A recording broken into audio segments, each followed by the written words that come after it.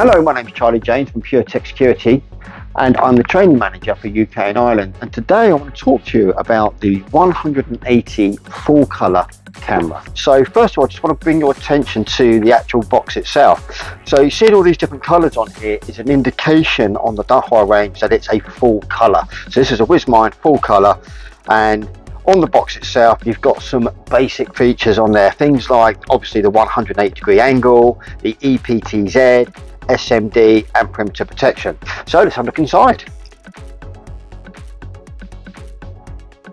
We have our wall or ceiling template, our set of instructions, take the top cover off, then we have a bag of accessories. So in here we have the waterproof housing for the connection.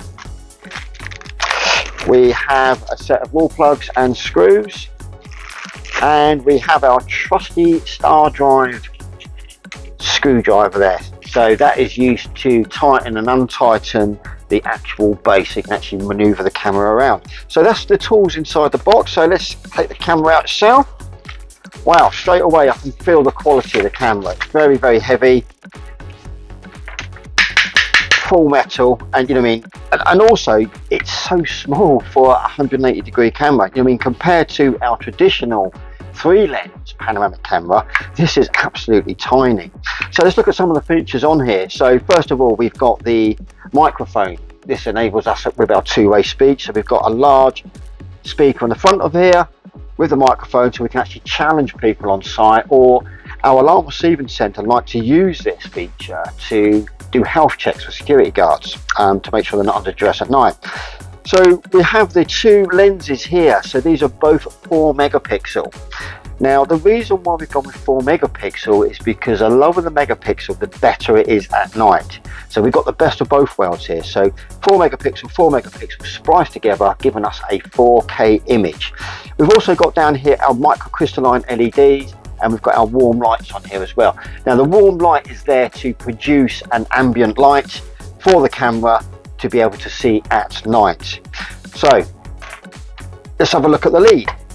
So we've got our normal connection here. Notice on here it's got the EPOE symbol. That means that this camera is capable of being run up to 800 meters from the recorder. We've also got our power lead here as well. I know most of you would never probably use this because we obviously do power over Ethernet.